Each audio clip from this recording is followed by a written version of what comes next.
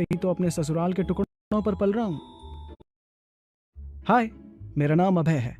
जानता हूं मेरे कई कर्तव्य हैं, मगर मेरी किस्मत ही खराब है। इस वजह से ही तो अपने ससुराल के टुकड़ों पर पल रहा हूं। ऊपर से मैनेजर राकेश ने अलग नाक में दम करके रखा हुआ है। वो मेरे ही सामने मेरी बीवी को अप्रोच कर रहा है। गुस्सा बर्दाश्त करने की कोशिश कर ही रहा हूं कि तभी मेरी घंटी बजी, मतलब मेरे फोन की। और फिर जो मैंने सुना वो मैंने कभी ख्वाबों ख्यालों में भी नहीं सोचा था। ऐसा क्या है उस कॉल में? क्या मेरी किस्मत चमकने वाली है? दीजिए मेरा साथ किस्मत को आजमाने में और सुनिए मिस्टर अमीर ज़ादा, सिर्फ पॉकेट एफएम पर।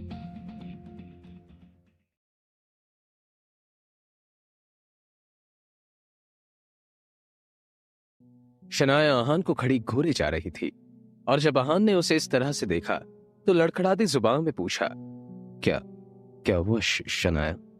जवाब में शनाया ने उसके सामने एक कागज रख दिया जो उसे अलमारी से मिला था। उसे आहान ने ही रखा था, जिस पर सॉरी लिखा हुआ था। आहान ने उस तरफ देखते हुए कहा, हाँ वो कल जो हुआ। तभी शनाया ने रूखे स्वर में कहा, इट्स ओके, मुझे ऑफिस जाना है, इसलिए बार बार एक ही बात बोलना बंद करो। जवाब में आहान ने हाँ में सर हिलाया। किचन से निकलने के बाद आहान भी जल्दी रेडी हो गया, क्योंकि उसे भी अपने बैंक जाना था। दोनों ने साथ में नाश्ता किया और फिर नीचे आ गए। तभी आहान ने शनाया की तरफ उसका सनग्लास बढ़ाते हुए कहा, ये आप शायद ऊपर ही भूल गई थी, लगा लीजिए वरना आपका सिर दर्द शुरू हो जाएगा। शनाया ने अपने चेहरे पर बिना कोई एक्सप्रेशन लाए उससे ले लिया और अपनी कार में बैठ गई। इधर आहान ने बाइक स्टार्ट की। दोनों अपने मंजिल की तरफ निकल पड़े। तभी शनाया ने पीछे से हॉर्न बजाया तो आहान ने पलट कर देखा। शनाया ने वापस कार उसकी जगह लगाई और आहान के पास आकर बोली, क्यों ना मैं इस बाइक से ही चलूं, ट्रैफिक में आसानी होगी। आहान ने जल्दी से सीट साफ कर दी और सामने देखकर मुस्कुराने लगा। बाइक पर बैठकर शनाया ने आहान के कंधे पर हाथ रखा तो आहान को एक अलग ही एहसास हुआ। शनाया का भी कुछ यही हाल था। आज वे दोनों पहली बार पूरे होश में एक दूसरे के इतने पास थे। आहान ने अपने ऊपर एक जैकेट डाली थी और शनाया ने अपनी जीन्स के ऊपर सफेद रंग का टॉप डाला हुआ था, जिसमें वो बहुत ही खूबसूरत लग रही थी। तभी शनाया ने कहा, अब आप चलेंगी या फिर किसी और का इंतजार है? आहान ने एक मुस्कान के साथ गाड़ी आगे बढ़ा दी। जल्द ही वो दोनों गिल कंस्ट्रक्शन के ऑफिस के सामने खड़े थे। शनाया अभी बाइक से नीचे उतरी ही थी कि तभी उसका मोबाइल बजा। शनाया ने देखा कि उसकी माँ यामिनी जी का फोन है तो उसने झट से उठा लिया। तभी दूसरी तरफ से आवाज आई, बेटा शनाया, तुम्हारे पापा का एक्सीडेंट हो गया है, जल्दी से हॉस्पिटल पहुंचो। इतना सुनते ही शनाया की हालत खराब हो गई। आहान उसका चेहरा देखकर बोला, क्या हुआ? जवाब में शनाया ने फोन काटकर कहा, तुरंत सिटी हॉस्पिटल चलिए, पापा आज बाहर से वापस आ रहे थे तभी उनका एक्सीडेंट हो गया। शनाया के पिता के एक्सीडेंट की खबर सुनकर आहान की भी हालत खराब हो गई, क्योंकि एक वही तो थे उनकी जिंदगी में जिन्होंने आहान पर हमेशा ही विश्वास किया था। उन्होंने आहान को बहुत प्यार किया था। जल्दबाजी में वो दोनों हॉस्पिटल पहुंचे। शनाया के पिता आईसीयू में जा चुके थे और यामिनी जी वहीं बैठकर आंसू बहा रही थी। उन्होंने शनाया की तरफ देखकर रोते हुए कहा, बेटा शनाया, तुम्हारे पापा, उन्हें आईसीयू में रखा गया है। तभी शनाया ने उन्हें चुप कराते हुए कहा, शांत हो जाइए मम्मी, सब ठीक हो जाएगा, मैं पता करती हूँ। अब तक आहान डॉक्टर के पास पहुंचकर उनकी हालत पूछ रहा था। क्या बात है डॉक्टर, कैसी हालत है अब उनकी? इस पर डॉक्टर ने जवाब दिया, जब उन्हें लाया गया था तो उनकी हालत बहुत खराब थी, लेकिन अभी उनकी हालत स्थिर है।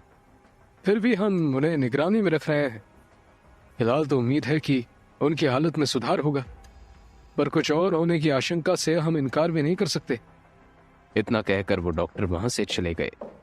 आहान, शनाया और यामिनी जी का पूरा दिन कश्मकश में बीत गया। शाम होने को आई थी और अब भी वे सब हॉस्पिटल में मौजूद थे। शनाया की हालत आहान से देखी नहीं जा रही थी। तभी कुछ सोचते हुए आहान ने शनाया के पास जाकर कहा, अब आप मां को घर लेकर निकल जाइए शनाया, मैं अंकल की देखभाल के लिए यहां हूं, जैसे भी होगा मैं आपको फोन करता रहूंगा।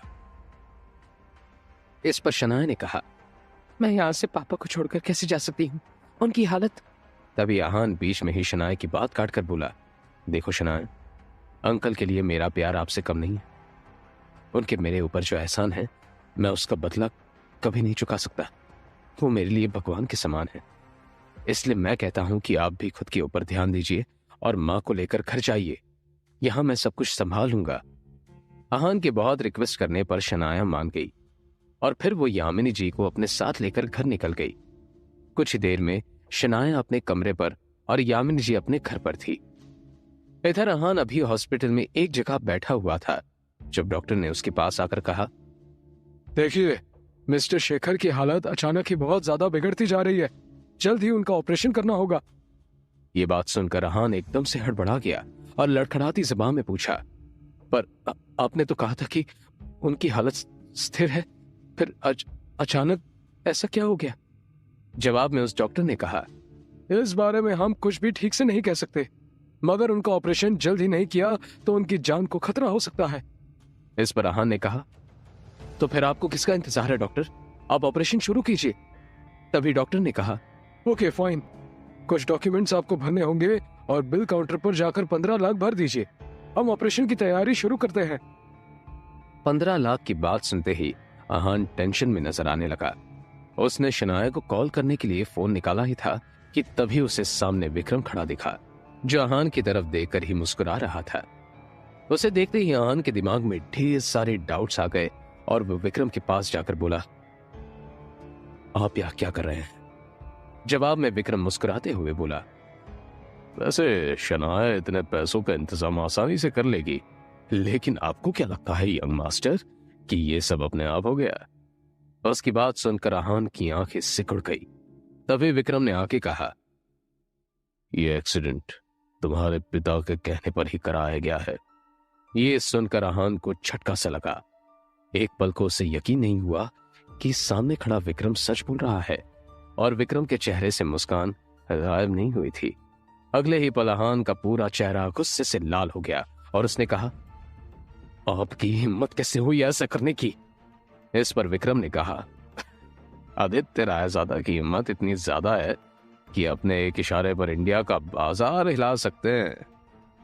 फिर ये तो एक मामूली एक्सीडेंट है। आहान ने गुस्से में कहा, ये आपने सही नहीं किया है, आपको इसकी कीमत चुकानी पड़ेगी। विक्रम फिर से बोला, बस 15 लाख ही तो है इसकी कीमत और मैं ये चुकाने के लिए तैयार हूं। बस आपको अब रायजादा ग्रुप को अपनाना होगा। इस कंपनी के सामने 15 लाख ऊंट के मुंह में जीरे के जैसे। इस पर आहान ने कहा, ये रुपए तो तुम्हें ही भरने होंगे और अंकल के एक्सीडेंट का हिसाब मैं बाद में लूंगा, लेकिन मैं तुम्हारी बात कभी भी नहीं मानूंगा। जवाब में विक्रम ने कहा, अगर मैं पैसे न भी दूं तब भी तुम्हारा काम नहीं रुकेगा यंग मास्टर, क्योंकि आपके पास शनाया है। लेकिन सोचो, अगर शनाया को पता चला कि उसके पापा का एक्सीडेंट इसलिए हुआ है क्योंकि तुमने हमारी बात नहीं मानी, अगर उसे ये पता चला कि तुम्हारा रायजादा खानदान से ताल्लुक होना इस एक्सीडेंट की वजह है, तो क्या वो कभी आपको माफ करेगी? मेरा ख्याल है जो रिश्ता अभी धीरे धीरे सही हो रहा है वो भी खत्म हो जाएगा। आहान विक्रम के चेहरे की तरफ देखता रह गया। सच में विक्रम ने बड़ी ही शातिर चाल चली थी और आहान को यह अफसोस हो रहा था कि अभी तक वो इस साजिश को समझ क्यों नहीं पाया था। तभी विक्रम ने आके कहा, और हाँ, अगर आपने हाँ नहीं की तो आप अपने पिताजी को जानते हैं। ये सब यही नहीं रुकने वाला, शनाया भी है। शनाया का नाम सुनते ही आहान एकदम से घबरा गया। उसने विक्रम को रोकते हुए कहा, ओके ओके, आप ऐसा कुछ भी नहीं करेंगे जिससे शनाया उसकी फैमिली और मुसीबत में आए। मैं आपकी बात मानने के लिए तैयार हूं, मगर यह बात बाहर नहीं आनी चाहिए कि मैं कौन हूं और यह सब मेरी वजह से हुआ है। आहान का जवाब सुनकर विक्रम मुस्कुराने लगा। तभी सामने से आहान को शनाया आती हुई दिखी। उसके हाथ में एक टिफिन था। विक्रम उसे देखते ही वहां से चला गया। आहान ने शनाया को उसके पापा की हालत के बारे में बताया और फिर जरूरी फॉर्मेलिटी पूरी करने के बाद उनका ऑपरेशन शुरू हो गया। कुछ देर में डॉक्टर ने खबर सुनाई कि अब शेखर की हालत सही है। यह सुनकर दोनों ने राहत की सांस ली। फिर शनाया ने आहान की तरफ टिफिन बढ़ाते हुए कहा, मैं ये खाना पापा के लिए बनाकर लाई थी। सोचा था उनकी हालत ठीक होगी तो खिला दूंगी, फिलहाल इसे आपको खाना होगा। आहान को सच में भूख लगी थी। उसने टिफिन खोला तो अंदर भिंडी की सब्जी रखी थी जो आहान को बहुत पसंद थी। तभी उसे शनाया की बात याद आई कि उसने खाना पापा के लिए बनाया था, मगर उसके पापा शेखर को तो भिंडी से सख्त नफरत थी और ये बात शनाया अच्छे से जानती थी। मतलब साफ था कि शनाया ने यह खाना आहान के लिए ही बनाया था, मगर इस बात को वो जताना नहीं चाहता था। यह सोचकर आहान के चेहरे पर एक मुस्कान आ गई। शेखर को आईसीयू से बाहर शिफ्ट कर दिया गया था और शनाया उन्हीं के पास थी। इधर आहान ने टिफिन खत्म ही किया था कि तभी उसके मोबाइल पर शगुन का कॉल आ गया। फोन उठाते ही दूसरी तरफ से आवाज आई, आहान, जीजू प्लीज मुझे बचा लीजिए वरना मैं बर्बाद हो जाऊंगी। आहान ने पूछा, ये क्या नया नाटक है शगुन? इस पर शगुन ने रोते हुए कहा, जीजू, देव मल्होत्रा के क्लब में कुछ लोग मेरे साथ जबरदस्ती कर रहे हैं।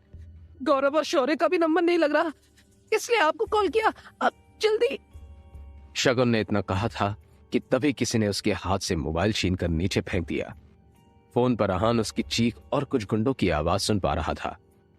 आज कहाँ बचकर जाओगी हमसे? बिना हमारी हसरत पूरी किए तुम नहीं जा सकती, कोई भी बचाने नहीं आएगा तुम्हें। तभी शगुन की एक चीख गूंजी और वे सभी गुंडे जोर जोर से हंसने लगे। शगुन के रोने की आवाज और गुंडों के हंसने की आवाज आहान के कानों में साफ पड़ रही थी। आहान दौड़ते हुए शनाया के पास पहुंचा और बोला, शनाया, मुझे कुछ जरूरी काम है, मैं बस कुछ देर में आता हूं। शनाया ने पलटकर कुछ कहना चाहा, मगर आहान वहां से जा चुका था। जैसे ही आहान देव मल्होत्रा के क्लब में पहुंचा तो वहां पर कोई भी नहीं था। पूरा क्लब खाली था। उसे किसी साजिश की बू आ रही थी। धड़कते दिल से आहान थोड़ा और अंदर बढ़ा कि तभी पीछे से किसी ने हाथ से रुमाल लेकर उसके नाक को तेजी से दबा दिया। आहान कुछ पल छूटने की कोशिश करता रहा और अंत में बेहोश होकर नीचे गिर पड़ा। तभी वहां दो चेहरे नजर आए। बेहोश पड़े आहान के सामने शगुन और शौर्य खड़े मुस्कुरा रहे थे। आखिर क्या होने वाला है आहान के साथ? क्या है शौर्य और शगुन की साजिश? जानने के लिए बने रहिए इस कहानी के साथ सिर्फ और सिर्फ पॉकेट एफएम ऐप पर।